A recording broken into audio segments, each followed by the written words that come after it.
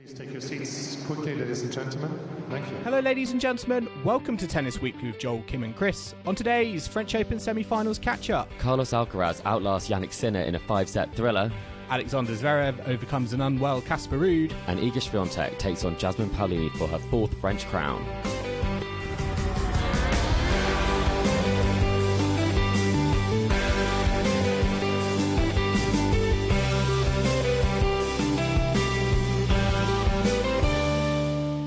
Chris, today is the 7th of June and we are here to catch up on the semi-finals of the French Open at Tennis Weekly HQ.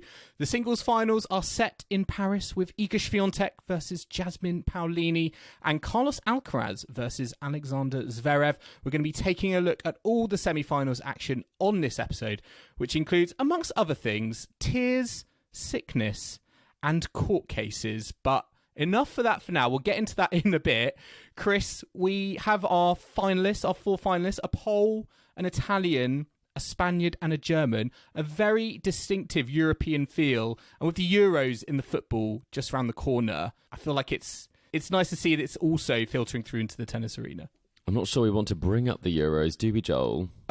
I know. Well, not if you're an England fan, because we've just lost to Iceland in our last game before heading off to Germany. It's not ideal, but there was at least one Nordic victory. It didn't come from Casper Ruud, but it did come from Iceland.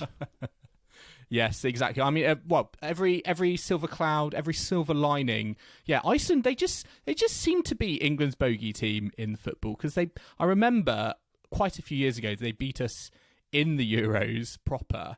And they just seem to have our number every now and again in matches that matter. So, not great. A bit like an Elise Cornet to Serena Williams. Yes, exactly that. I love very good tennis analogy for that. But yes, I mean, it was not what Casper Ruud was hoping for against Alexander Zverev in his semi-final. We'll be getting onto that in a bit. But we need to start, first of all, with the other men's semi-final, Jannik Sinner versus Carlos Alcaraz. Alcaraz coming through in 5 sets, 2-6, 6-3, 3-6, 6-4, 6-3. Chris, I mean, this match was hyped, and it was, I don't think necessarily maybe it delivered is probably the best word, because it wasn't a classic. I think they've had better matches, better quality matches before. But what was your view on this match and Alcaraz triumphing in 5 sets? It didn't always look like it was going to happen. I think that's what kept the match interesting, although maybe we've seen both of the players play better tennis throughout the tournament. I mean, Jannik Sinner was slightly in the deficit winners to unforced errors, which is not a common occurrence these days for Jannik Sinner. But Alcaraz, I mean, he did hit an awful lot of winners, I think 65 winners or something like that, which is very impressive. But for me, it was more the tug of war that they were playing, the cat and mouse game, where it seemed like just a couple of points really did decide the match. So although we might have seen some shots for the highlights reel, it might not go down as a classic, but it is a really important match in their rivalry. And I think it does kind of just get you excited for what might come next. And Sinner said in post-match press conference that this is what happens now. You lose this match and then you get ready to find a way to beat him the next time. And I think that's what I'm looking forward to see is like, how does Sinner respond? He will be the world number 1. He really does want to get another slam and cement his place there. So I think it's the start of hopefully both of these players being fit and at the top of the game. Yeah, that's a really positive outlook, I think, from Jannik Sinner. He's looking at the bigger picture, and it's exciting because their rivalry seemingly is so tight and entwined, I think, with each other. I mean, just talking about the match, you mentioned it almost being a tug of war, almost quality kind of going out the window. This wasn't, I feel like, as I say, a match, a souvenir for amazing shot making. It felt almost like a physical contest, and who was going to be the one who was going to be standing tall at the end. And the longer that match went on, I mean, Carlos Alcaraz came through in a 5th set. His 5-set record is now 10-1. What is it about the best of 5-set format, the longer matches go on, that seemingly play into Carlos Alcaraz's hand? I think he is very relaxed, and I think that's something that the commentators always pick up on a lot, something that he talks about when he is relaxed. Obviously, I think last year's semi-final was a bit different, where they'd talk about kind of the pressures and the stress that his body was under in that moment. kind of getting to him. But I think generally he does look pretty relaxed in these moments. I think he doesn't necessarily get tight in them. I think he has an appreciation that his level is likely not to be at 100% the whole match, but there's an inner confidence that exists with him, probably from knowing that you've done it before multiple times. And the more that you do win those sorts of 5-set matches, I mean, had he lost his first 5, he probably wouldn't feel that great going to a fifth set in a big match. Whereas the fact that he has got that positive head-to-head and has that mentality of being able to come through physically in those long matches, I think that's something that Sinner hasn't always had, because quite often he's kind of faded in some of those moments. So I think it's a very positive head-to-head, and I think the fact that he is able to stay calm in those moments. I mean, they have had 5-set matches before, and Alcaraz has also come through them. So for me, there's something in the mentality and the inner confidence that would get him through in those moments. Is it also the physicality as well? Because I feel like Carlos Alcaraz, he almost enjoys and embraces these battles. He said in interview afterwards, you have to find the joy in suffering. I think that's the key. Even more on clay here in Roland Garros. Long rallies, 4-hour matches, 5 sets. You have to fight, you have to suffer. But as I talk with my team many, many times, you have to enjoy the suffering. Do you feel like Alcaraz, just generally, and his body is more built, for that challenge than Jannik Sinner? Because I look at them on court, and I think this has always been a question mark over Jannik Sinner. Is his physicality, is his ability to go 5 sets and hang tough by the end? Do you feel like that's still quite a distinct advantage to Carlos Alcaraz when these matches go deep and long? I think that's a really good question. But first, when you say the quote, you have to find the joy in suffering, I think that's probably you being a Joe Conter fan and Muguruza fan and me being a Hanchikova fan. You've got to be a sucker for punishment when you do support these players. And I think on the physical side of things, Alcaraz does work the point a lot longer. And I think that's something in their game styles where Sinner likes a short point. He hits big off both wings. It is front foot tennis. So naturally, if he's finding himself in a 5th set, it's because he's not playing his best tennis, because when he is, he can hit almost anyone off the court. Whereas Alcaraz's game style, when he won that US Open, I mean, how many long matches did he play? And he was at a pretty young age. And we were always talking about the fact that physicality comes in later for lots of players. Take Andy Murray and Novak Djokovic when they were first coming up. There were cramps, there were retirements for Djokovic. It was a very different situation to where they have been later on and further down their career when they were world number 1. Obviously, Djokovic is still the world number 1. And none of those issues still exist. So the fact that he's always been this physically capable, I think does make a really big difference, especially when you go from the juniors to the seniors, because if you don't have that physicality and if then you're not playing your best, it will be very hard for you to find a way to win if you're Jannik Sinner, because almost it means you've got to hit bigger or just wait until it starts to go in. So I think it's the nature of their game, which means that some do better in those situations, and in others, if they're in that situation, it's not going well. And I mean, it's still impressive, I think, given, Sinner and Alcaraz both getting to the semi-finals with very limited time in the build-up. I think that just shows like their true quality. They don't need matches to find form, get themselves into form and have good runs at slams. I think they've shown that here. But you got to think with Jannik Sinner, I mean, he was suffering from hand cramps as well, which was, impacting his game. And yeah, you do wonder if there's still some work to be done there to catch up with Alcaraz. I mean, Alcaraz is now into the final, which means that he has now been in a Grand Slam final on all surfaces, on clay, hard and grass. He has done this at 21 years old. That is younger than all the big 3. I mean, when I tell you that record, what does it mean in terms of his game and his, I guess, completeness maybe as a 21-year-old, the fact that he has been able to hang tough and go the distance at all these slams at such a young age? Well, he is the natural successor to the big 3. I really do believe that in terms of the level of talent that he's brought at such a young age. It's the sort of thing that you can only make those comparisons with the greatest of all time, and he is actually doing it at an earlier age. I think the thing that's so impressive about him is that at this sort of age, Nadal was very much a clay specialist, and not many of us would have thought, based on Carlos Alcaraz's game style, that the last surface he would reach the final of would be clay. It's actually very impressive because the way that the courts play, for example, in New York, that would probably be the hardest one for him to win, and it's the one he won first. So I think it just shows you how complete he is, but also the fact that he is that generational talent. He's truly an exceptional talent in terms of how he's able to compete and also the tennis he can bring. And it does make you think, you know, when Sinner's saying those comments about the rivalry in years to come, imagine Carlos Alcaraz in a similar situation to Rafael Nadal, you know, playing later in his career, and just think about what he'd be able to achieve if he's already doing what he's done now. I think it's actually very exciting in that respect.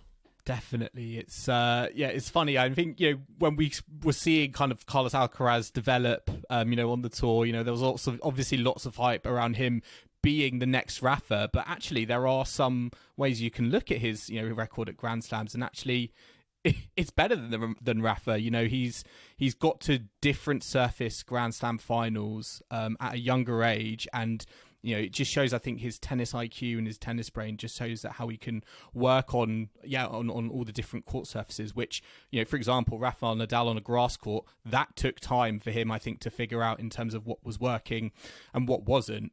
I mean, looking at the rivalry between Alcaraz and Sinner, you just spoke about Alcaraz being a generational talent. Does this match sort of cement and continue this feeling that this is a generational rivalry? And actually, this is probably, or is it, the one rivalry that the ATP has that does feel like a natural successor to the Rafa-Roger rivalry?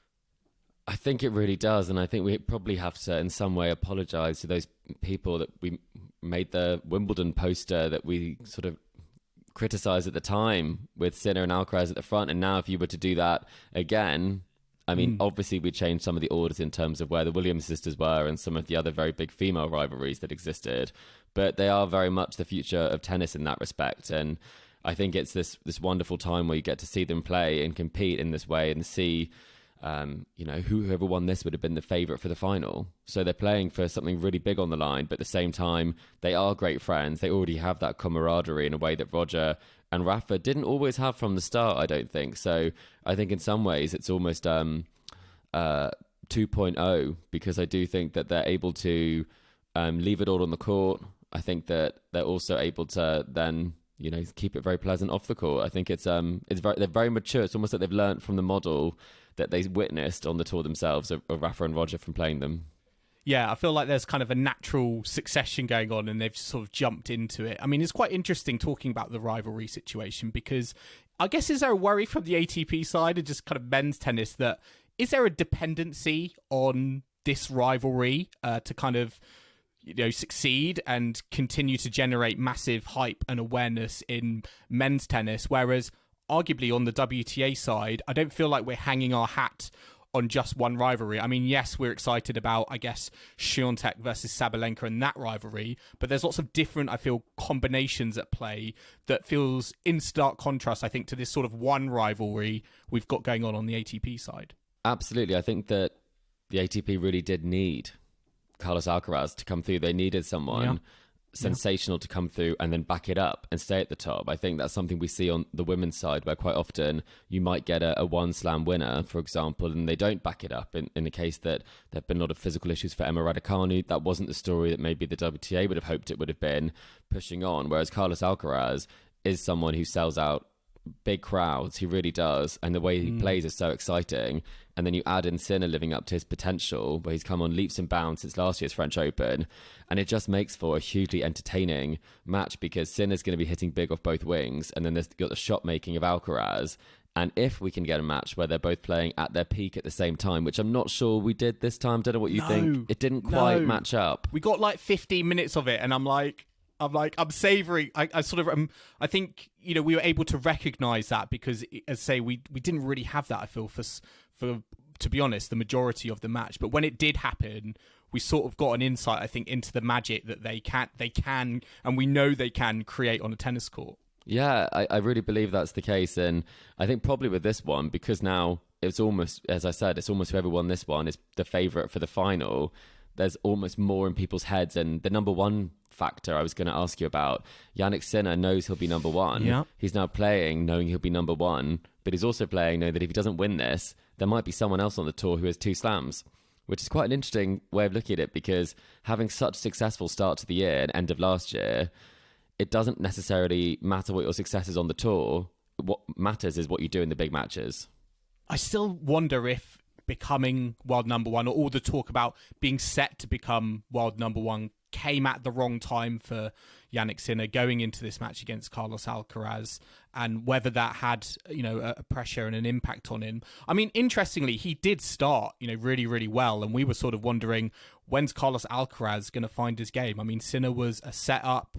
I mean, he was a set and a breakup, actually, and he sort of let Alcaraz back into the match. Sinner won more points across the whole, 5 sets than Alcaraz. He won 147 points to 145 points. Wow. I mean, where did it go wrong for Jannik Sinner? Because it looked like, he was on easy street for the first, hour or so. I was actually wondering if he was going to bagel Carlos Alcaraz in that first set, do a little Corentin Mute on Alcaraz that Mute did to him. But what happened to Sinner? Was it just kind of the physicality and the hand cramps, or were there other things at play as well? I think Alcaraz didn't start very well. I think that's definitely the case. He wasn't quick off the marks. Is that his biggest problem, or his biggest issue potentially going into the final, is that he can finish strong, but starting is a whole different kettle of fish? Well, we've talked about this before, that he does tend to make matches longer than they need to be, but then in the big matches, like that Wimbledon final against Djokovic, he finds another level. So it's almost like he plays to the level of his opponent sometimes. And doesn't always run away with things. We don't often see, I know we saw in the first round against JJ Wolf, it was very straightforward. I think it was 1-1-1 or 1-1-2 or something like that. But he doesn't tend to necessarily hit the ground running and then just run away with it. There's always a little bit of a wobble. We saw that in the Tsitsipas match, where he looked like he would very comfortably come through that second set and end up being a tie-break. In the key moment, he did come through in that tie-break. But I do think that the nature of his service games doesn't always mean that he gets the cheap points. So if he isn't playing that well off the ground as well, and a player like Jannik Sinner can step in, for example, in that first set, I think he only won 44% of points on his first serve, and he made. I think he won more points on his second serve. Carlos Alcaraz. Well, percentage-wise, yes. But what's quite funny is that he actually made 81% of first serve, so only hit 6 second serves, and he won 50% of them. So yes. It's a bit of a confusing one in that sense. But I mean, I do think it just seemed like maybe there was a little bit of tension, a little bit of nerves, and playing himself into the match as it went reduced that for him when he started to play a bit better. But had he lost that second set, I'm not sure we would have seen quite as calm and relaxed to Carlos Alcaraz. I think it would be a lot more concerned looks to his camp. Yeah, I do think there's an element of Carlos Alcaraz needs more time, I think, on the court to sort of find his range and find his game than Jannik Sinner, because in that first set, particularly on his forehand, it felt like he can frame a lot of forehands, and it looks like it can look quite ugly at times, where you see balls go fly past the baseline way out. And to me, Jannik Sinner is more effortless in terms of his pureness, in terms of ball striking, than Carlos Alcaraz, who, to me, when he does step onto the court, he may need a bit, 15, 20 minutes, maybe even longer, to find his range, particularly with his forehand, that can be a liability at times. Yeah, and, Jannik Sinner does have a very, as you say, a pure strike with the ball. It's a hard ball. It comes to you very quickly, and I think there is that adjustment you have to make, that you are being a little bit more rushed than you have been previously. And the conditions in Paris obviously are getting a bit better. The ball's flying a bit quicker. That's definitely sort of a Jannik Sinner environment. This was the day, it felt like, this was like the most Paris day, I think. This was what we were sort of expecting from day one. It was, the conditions were, they weren't like crazy hot, but they were like warm. It meant the ball was doing a little bit more. It wasn't just kind of cold and fans were wrapped up in coats and hats, etc. in the crowd. It felt like a proper day in Paris. It felt like the French Open, and I'm not sure that I did actually go to the French Open based on what I've seen, because it wasn't like that at all. Week 1 and week 2 have been very, very different, haven't they? Yeah, poles apart. I mean, I couldn't believe really what I was seeing, because it felt so normal, but I've literally just been there and that was the opposite. I was wearing every layer I had. We had the ponchos on, the umbrellas up. So it's good that for the business end of the tournament, there is good weather. But at the same time, if you were to have bad weather, surely you'd want it at the end when there are less matches to get through. If you're a scheduler, I'm not sure. I'm trying to think about what would be better, because getting all your second round matches through in one day versus one match in the final, you could probably figure it out.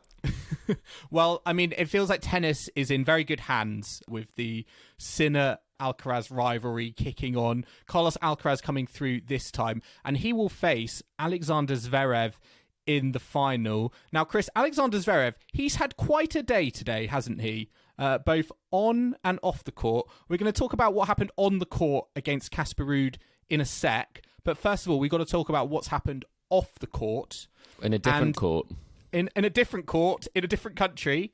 So, yes, he was in court. He didn't need to be there, but he has now reached a settlement out of court. God, lots of courts going on here. He has reached a settlement out of court with the mother of his child who accused him of physical abuse. And yeah, the German court closed the case on Friday. I'm almost scared kind of saying word for word what has happened, but essentially the agreement includes a monetary condition of 200,000 euros with 150,000 euros going to the German state treasury and the rest to non-profit organisations. Now, you have been reading up on this. Mm-hmm. Can you give us kind of the layman's download of what has happened? Because I've been trying to kind of follow it. I've been confused by it, and hopefully Can you enlighten me and our listeners? Well, there's been a lot of chatter both ways because you are able to interpret this this development in multiple ways because there is no verdict. It's ended without a verdict because the trial has not happened, and that's because ultimately they've reached an agreement. So the co-plaintiff's wish was not to continue the proceedings, and therefore there was no need in this case for there to continue the process. This does mean that for Zverev's fans, you'll see them all online saying that this means he's innocent. It means he's still considered innocent, and that the initial penalty order has now been overruled because this is a further proceeding on that. So essentially, there will be a settlement that he's reached with the mother of his child, as well as this 200,000 euros that's being paid. And additionally to that, when it comes down to this is a discontinuance. It is not anything to do with a verdict on whether he is or is not guilty. But now legally, from a Zverev PR perspective, he is not considered guilty through the penalty order. So ultimately, if you're a Zverev fan, this is a positive development for you. But for many people, and many people who followed this case and have followed there's multiple alleged bodily harm that he's actually committed against previous partners that have not gone to this stage. For example, the Olya Sharapova piece that was done. It's not necessarily proof that someone is innocent in any way because we do not have a verdict. But he's no longer considered guilty through the penalty order. Does that clear things up? I think so, yeah. I mean, it's going to be, for Zverev, I guess that, from his point of view, he's not got this sort of thing over him now, and he can go into the final with not having to kind of think about this. I think it's been interesting just kind of following, social media and the fans, throughout the French Open. And the feeling I get is that whenever Zverev comes up against an opponent, a lot of people just want Zverev to lose. Even today, everyone was like, Casper Ruud, you're our last hope. Yes. Against this the Alexander player to Zverev. do it? You do see a lot of that stuff. And I think it's not necessarily the clear-cut decision that people wanted, then there would be a clear verdict of what needs to happen.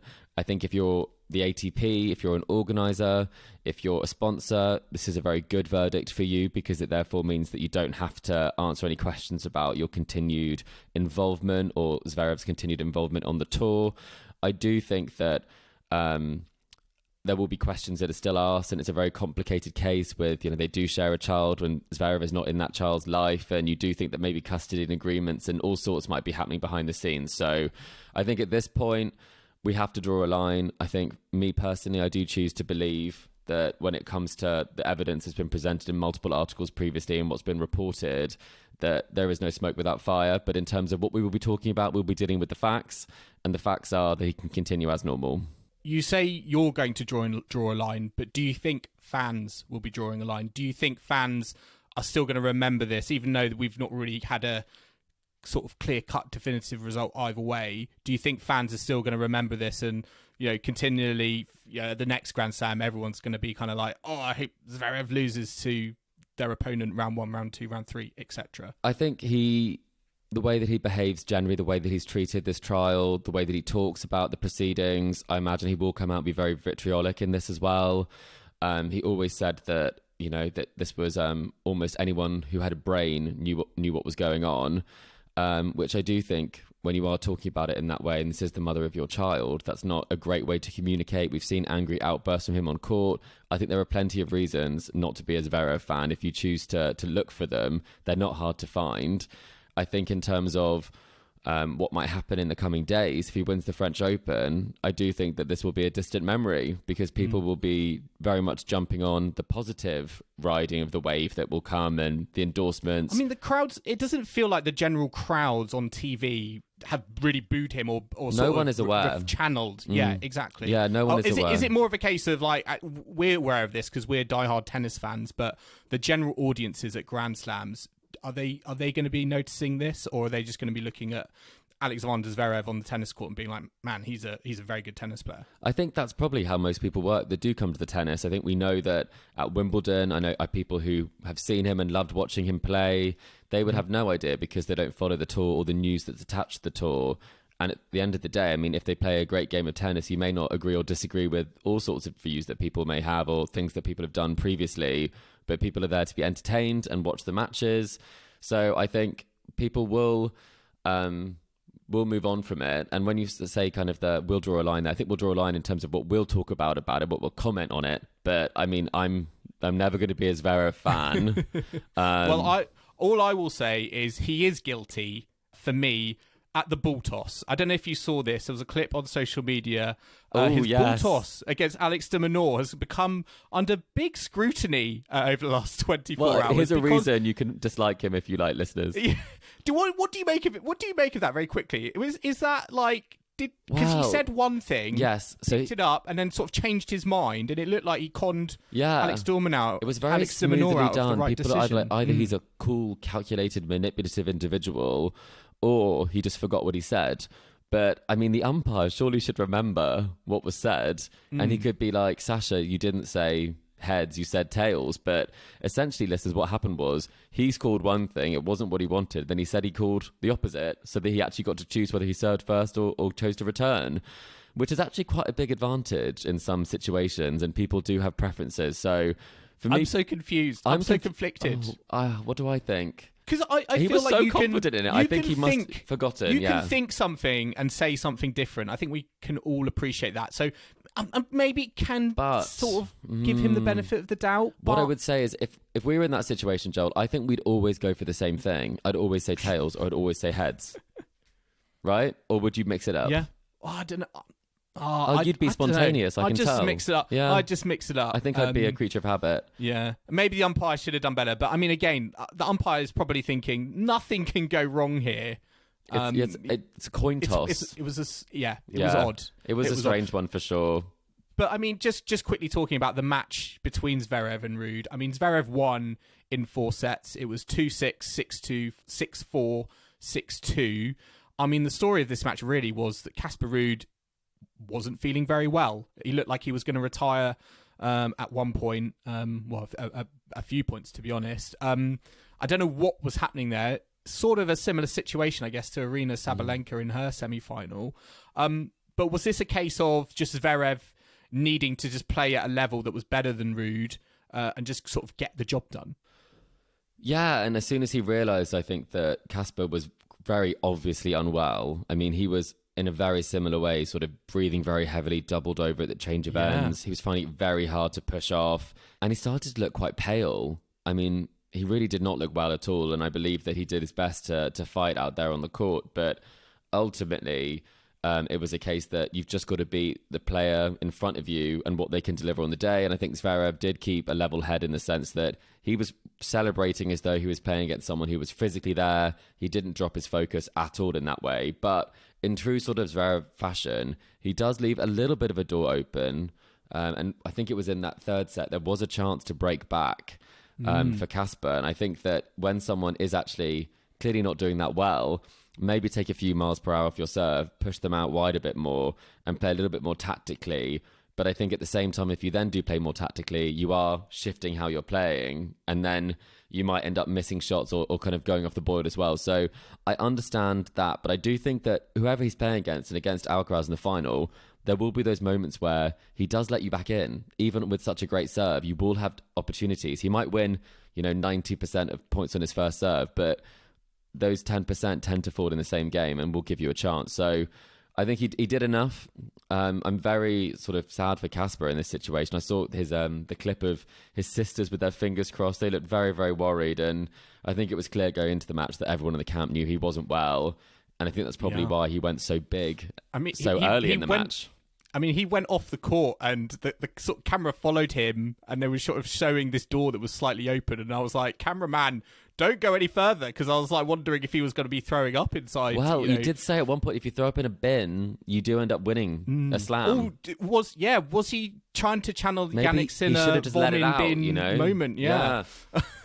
And I also don't think it helped as well the fact that Alcaraz-Sinner went on so long, 4+ hours. The later in the day it got, and it sort of, I think, nullified a little bit, Ruud's cannon forehand from the back of the court. So I didn't think and you're not going to feel better as the day goes on, really, are you? If you start to come down with something, the more time passes, the worse you're going to feel. Well, what that means is we're left with an Alexander Zverev versus Carlos Alcaraz final. And Chris, it's quite interesting because they're head-to-head. Zverev leads it 5-4, and he's also defeated Carlos Alcaraz at Roland Garros. He did that in the French Open in 2022. I mean, where are you leaning towards in terms of this matchup? Is it with Alcaraz? Is it with Zverev? Because the head-to-head would suggest Zverev. Well, I mean, it's marginal, but I think you have to kind of ignore the form book, really, when it comes to some of these results, because ultimately... One Zverev of them, at the US Open Grand Slam final, yeah. Yeah, I mean, ultimately that really was a case that he wasn't able to get it done. It was a really big choke, and I think also when you look at Carlos Alcaraz's record for someone so young, he's won multiple slams. He's been there, he's done it, and he's done everything that Zverev wanted to do at that age but wasn't able to. So I think ultimately, when it comes down to who you think has the edge, I don't think the head-to-head, or even playing as recently, as... say Australia, where he went down to Zverev. I mean, very quickly when Carlos started playing better this season, he took him out to 3-1. I think that was in Indian Wells. So there's been a lot of close matches that Zverev has come through, but there's been a lot of pretty one-sided ones that Carlos has actually come through as well. So for me, you kind of just have to ignore that, because I think we're all aware that the better tennis right now being played is by Carlos Alcaraz. And I think it depends. Oh, do you think? I think there's been a lot of Zverev hype, and I think if the serve is not off the ground, he does move really, really well. He's moving a lot better than he has done previously, and he's a tall guy, so it's very impressive. But in terms of the level consistently, I think that Alcaraz is playing the better tennis. I think whoever won the semi-final of Sinner and Alcaraz would have won the final. I'm hoping that's going to be true, because otherwise it will look like... I don't know what I'm talking about at all, Joel, but do you disagree? You really thought Zverev was playing some fantastic tennis at the moment. Yeah, I mean, I felt that over the last couple of weeks, ever since, we had him versus Nadal, in round one. But Nadal had chances, though, again. Nadal did have chances. You always get a chance against Zverev. You always do get a chance. And I think, in previous slams, those chances would have come and his opponents would have taken them. But for whatever reason this time... his first serve has remained there. He's stayed composed. Physically fit, exactly. I think the question for me is, as I say, this is a Grand Slam final.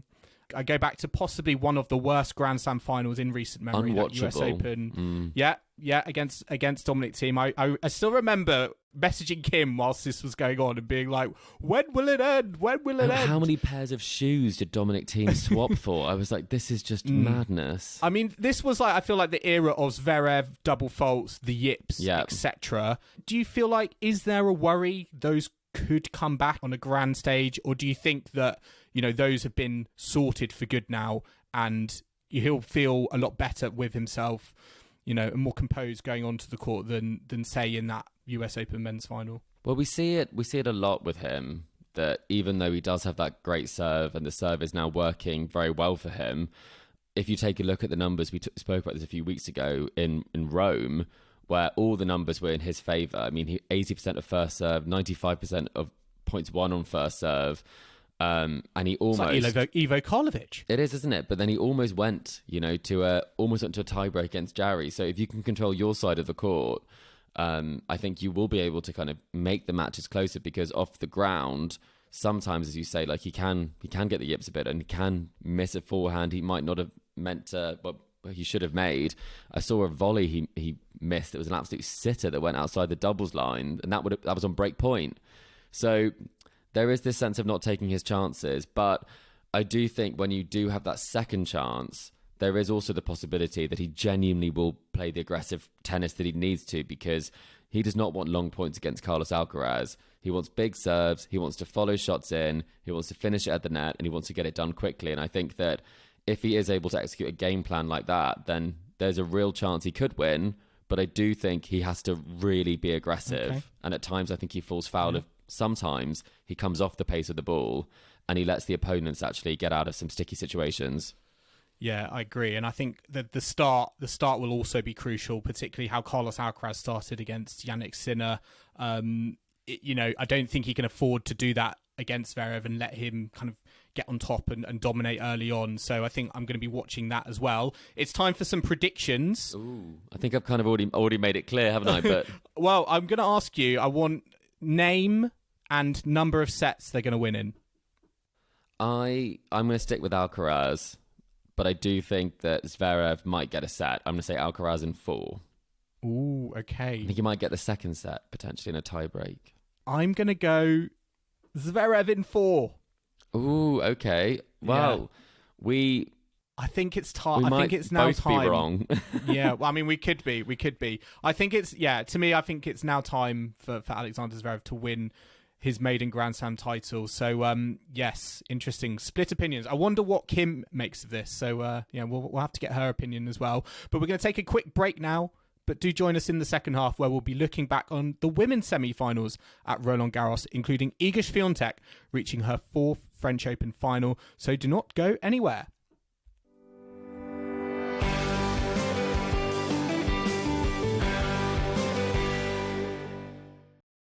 Welcome back to the Tennis Weekly podcast. And now we're going to move on to all the women's semi-finals action, Chris. And we're going to start with Iga Swiatek versus Coco Gauff. Iga Swiatek into her 4th Roland Garros final. Straight sets over Coco Gauff. 6-2, 6-4. And I feel like there's only one place we can start. And it's not a happy place. It's Coco Gauff's forehand. I know. And it's actually very tricky having the conversation, because obviously she's done so much and she's done so well winning that US Open title. But the question that a lot of people are asking after that, and some very kind of good questions, were, do you have to really think about changing that shot if she is to have a chance of beating Swiatek at these big stages of tournaments in the future? And I think it really did put that on display, that there's so much in her game that's brilliant, but the difference is she's not solid off both wings and at key moments, because it does break down and she can really miss the ball by a lot and mistime it. So unfortunately, that was the story of the match. She did have chances, and you just think if she was able to work on that forehand, and Brad Gilbert says it isn't an issue, but I think that Brad Gilbert might not watch the same YouTube videos that I do, because it is clear as day that some work needs to happen there. 4 forehand winners, 18 unforced errors from that side. Oh. I mean, I felt like her double-handed backhand sort of was strong enough, but it's not good enough, I think, against someone of the caliber of Iga will know, and she's hitting shots there and serving there because she knows she'll get the 3 points there. So it's such a big kind of glaring issue that exists, and all players know that when you go into the match, it's part of the game plan. So I think that you have to address it, because more and more people will hit it there. It's interesting, because you're saying you think it's a technical thing and she needs to go back to the forehand. Gauff, after the match, said it was more execution. She said, I think it was the execution that I didn't do well on. I had a couple of break points early in the first set to break back. I made errors, a lot of short ball errors. I mean, I thought she was going for it too much, and you could tell by over pushing. Yeah, like it over pushing and then over pushing. I feel like she was going long on a lot of kind of routine shots, and maybe that's the the pressure that someone with the presence of Iga Swiatek brings to the tennis court. But do you genuinely think it's like a reconstruction job of the forehand, maybe in the off season, as opposed to an execution thing that is more like, it just didn't happen on this day? I think it's probably a little bit of both, because against Sabalenka in the US Open final, she was missing also. I think the pressure of over pushing and over kind of going for too much was something they both did, but Iga quite rarely does that. And I think that's a big difference, is that she plays with such good margin, and she does really kind of make you work for the points. So Coco knew if she was going to win the match, she had to step in, she had to be aggressive, and that's actually not normally how she plays all of her matches. She normally kind of weaves a bit more of a web, as well as having those big shots that she goes for and the big serve. So I would say she was playing outside of her normal comfort zone, but ultimately she's going to be outside of her normal comfort zone every time she plays against Iga, and either there needs to be a different in her approach to the match or a little technical tweak, because it's not going to go away, I don't believe. But I do think it's very fair that she was going for more and she missed more. Of course, that makes perfect sense. That's a very valid answer, but it does make you think for matchups in the future. I put this to you, Joel. Do you think that she'll ever be able to turn this head-to-head around? Wow. I was going to ask you that. I mean, really? It's tough, because I'm at the moment where I'm thinking, we just spoke about the Jannik Sinner Carlos Alcaraz rivalry being like, is this the next Rafa Roger rivalry?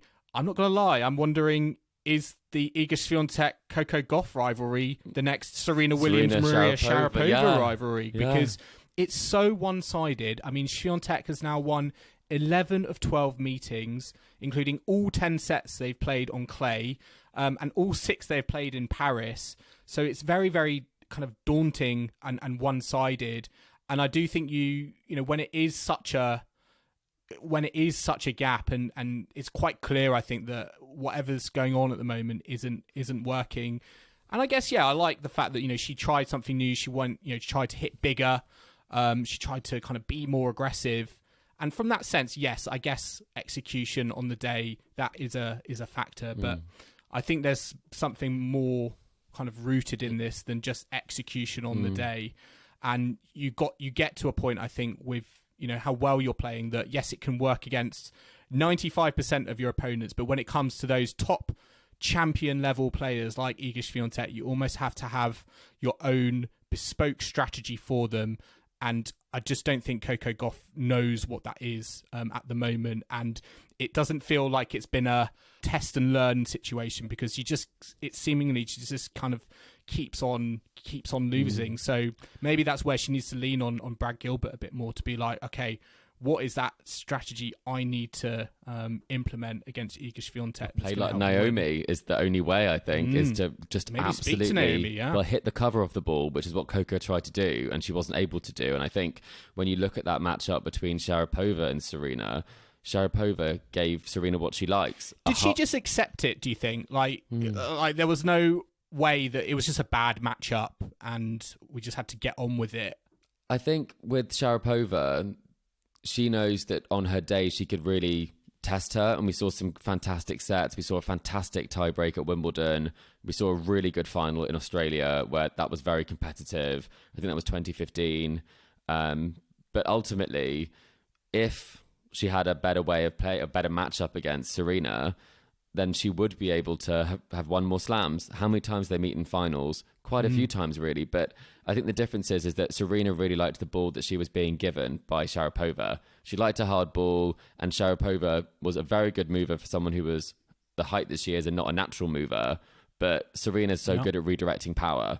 Whereas with this rivalry, you feel like Coco can't get the ball past Iga. And that's the biggest issue, because you have to hit through her. And if you can't do that, then you're going to beat yourself. So there are tactical developments that could happen, but I do think the nature of the rivalries is actually quite different. Yeah, definitely. I mean, one other point we need to talk about is early on in the second set, there was a call against Coco Gauff that she got emotionally upset about. She wiped tears away at the back of the court. And it was essentially a serve from Swiatek that Gauff hit out in the eyes of the umpire and awarded the point to her opponent, Swiatek.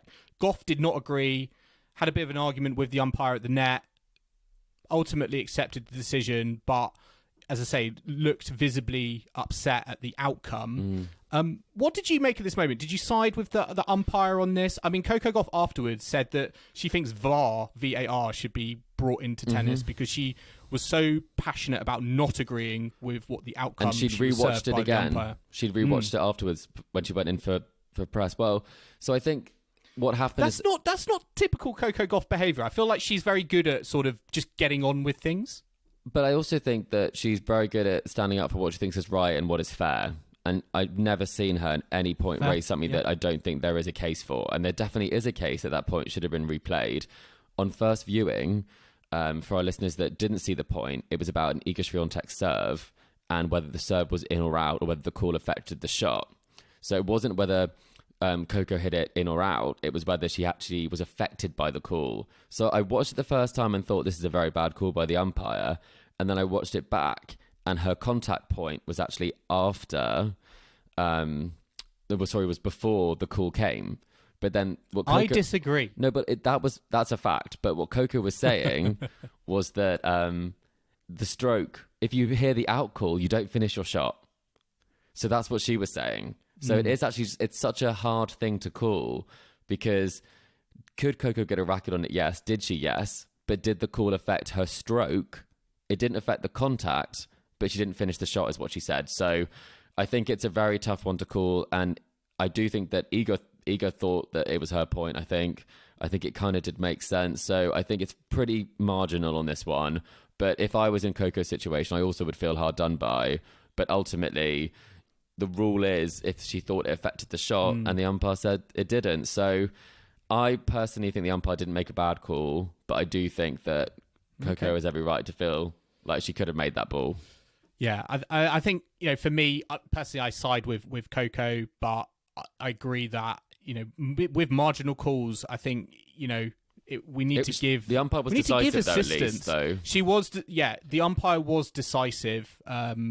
So there was no hesitation and uncertainty. But, I do wonder, more assistance is always helpful. So maybe, again, could VAR come in? Maybe. Maybe not.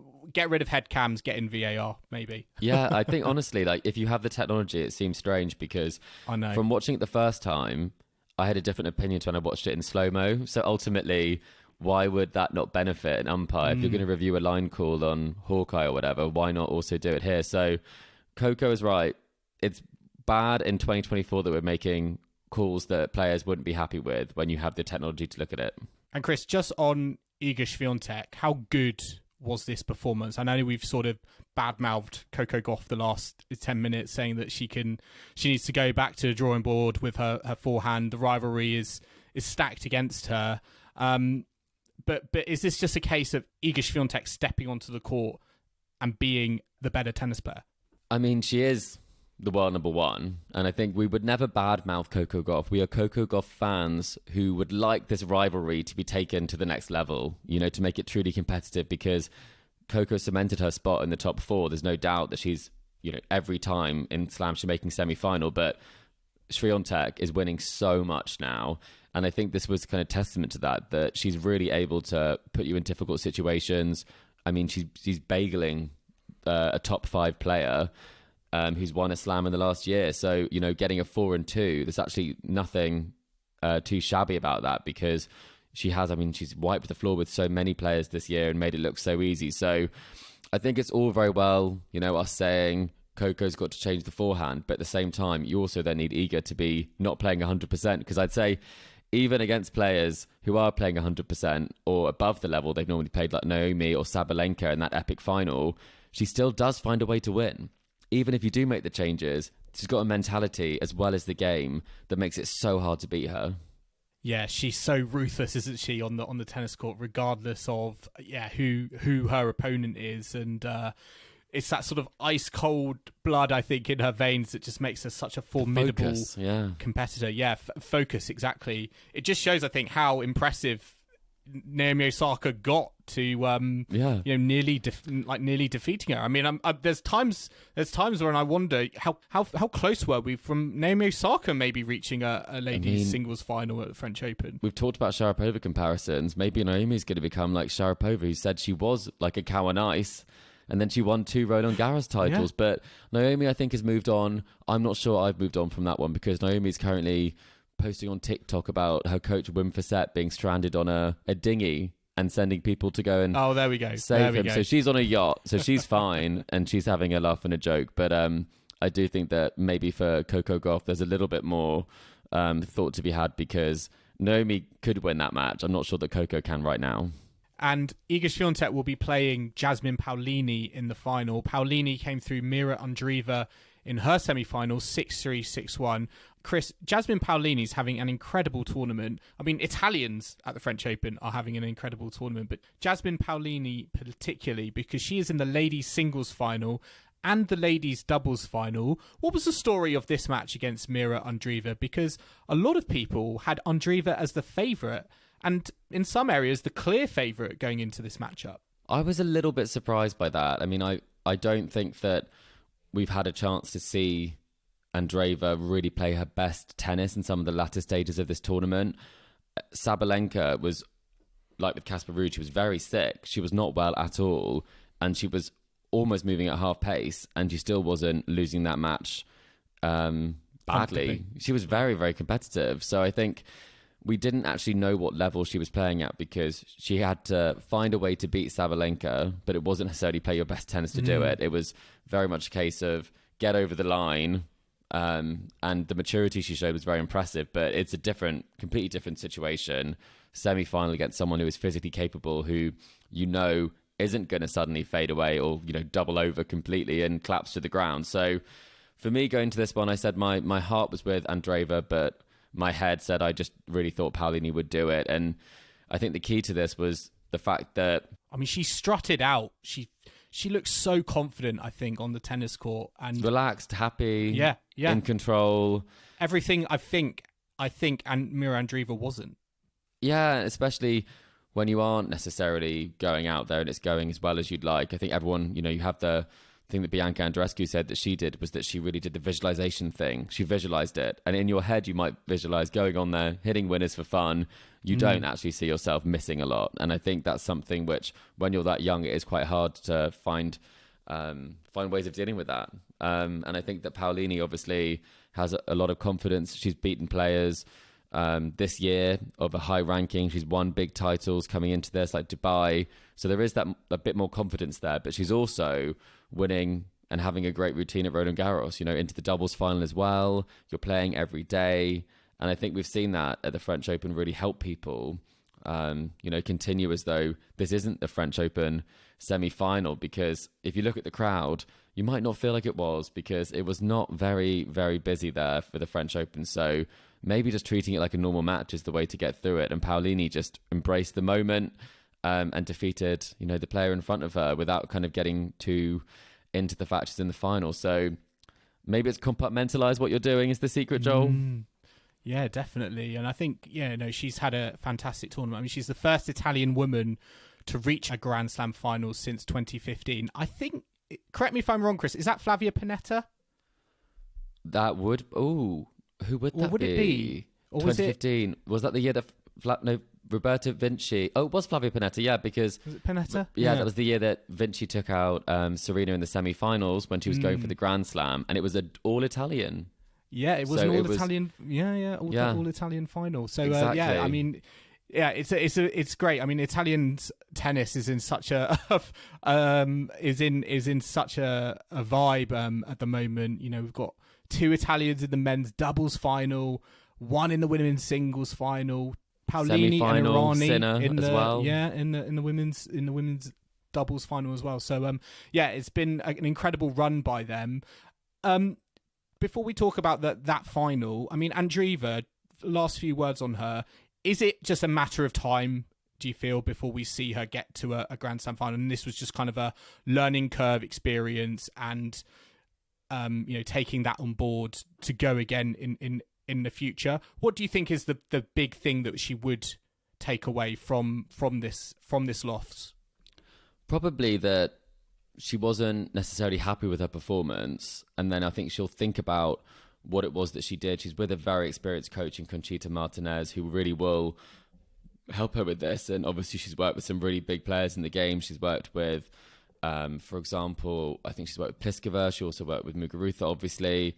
So she has a lot of experience. And I think that someone who's also had experience winning titles like Martinez will be very good at helping her process this. So I would say this is a positive experience. It shows that she's got the game to make it to the latter stages of tournaments, and then applying that when she's back on the tour, because she hadn't played that much coming into this. But I hope the key thing, I hope, is that she had a good time, because she posted an Instagram photo dump today, and we all know she loves Andy Murray.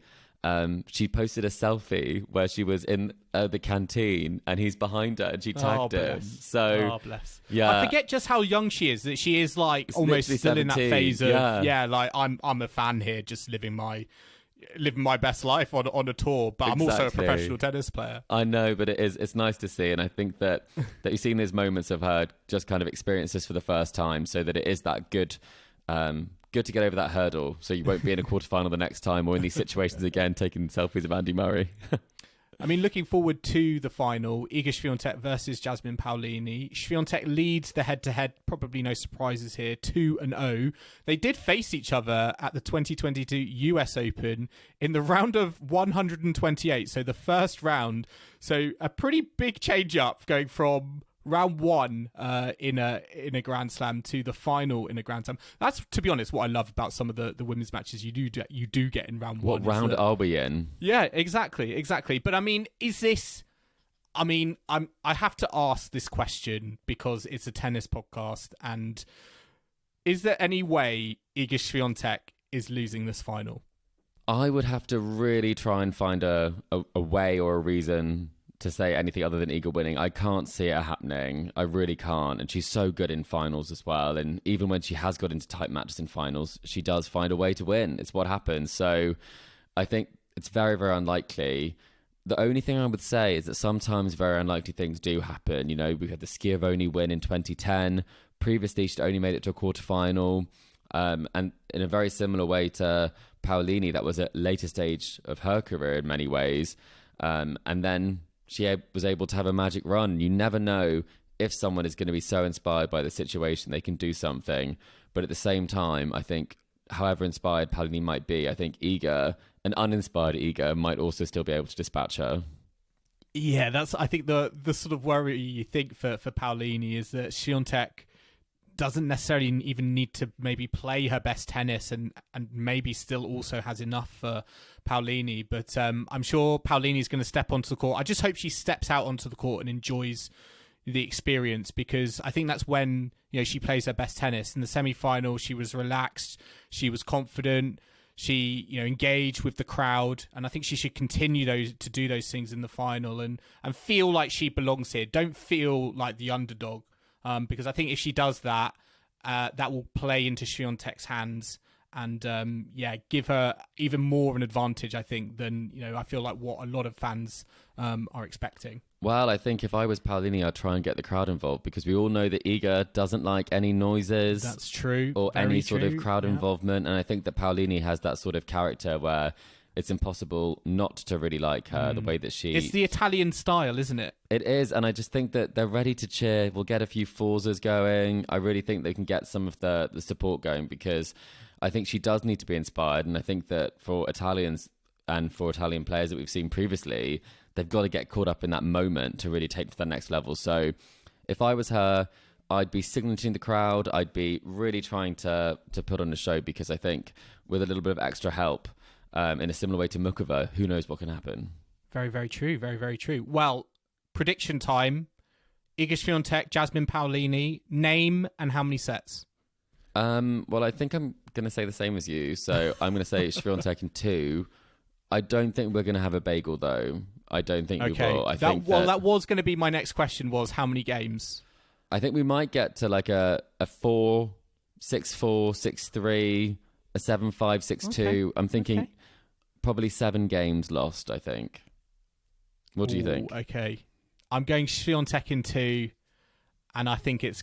Like 3, you're going to say, or something like that? I'm going to say 3 games. Really? Sorry, Jasmine Okay. Paolini. Yeah, I Imagine just if think... she wins, we'll have to not quit the podcast, but we'll have to really think about it. I mean, to think what Iga Swiatek did to Coco Gauff, and then, you know, in the semis, and then, you know, against someone like Jasmine Paolini, who, you know, I think is, with this result, going to be knocking on the door of the top 5. She's certainly going to be in that 5 to 10 Very close, bracket. I just want a good final, Joel. You know, I think that we didn't get that in Australia. That was a final that never really got going. It was 3-2, and I want to see a contest, even if it's just the first set. I think the tennis really deserves it. Otherwise, we're looking back in the final for us in many ways was that Osaka match I was in a box for, but it just feels like the front of this tournament was kind of where a lot of the big matches did take place. I mean, we could be talking about Iga Swiatek, Naomi Osaka. Was that the de facto ladies final? Who knows? That miss at 30-15. Discuss that. Yeah, we will discuss that. Well, maybe we won't discuss that on our finals pod, which will be coming out on Sunday. But we're going to end our semi-finals catch up there. Listeners, I hope you've enjoyed our latest episode of the Tennis Weekly podcast. Remember to subscribe to us to stay up to date on all the action still to come from Roland Garros over finals weekend. We're on Apple Podcasts, Spotify, and all major podcasting platforms out there. And if you like what you're hearing, then make sure to leave us a rating and review on Apple Podcasts or Spotify. You can follow us on social media or email the show. We're on Facebook, Instagram, TikTok, YouTube, and X, and the handle for all of those is Tennis Weekly Pod. You can also purchase Tennis Weekly merch at etsy.com/shop/tennisweeklypodcast. You can email us at tennisweeklypod@gmail.com, or do check out our website, tennisweekly.co.uk. And we will be back on Sunday at Tennis Weekly HQ for our finals catch-up. That will be with the whole gang, Joel, myself, Chris, and Kim. So I hope you can join us for that. But in the meantime, it's goodbye from Chris. Goodbye. And it's goodbye from me. We'll see you again soon.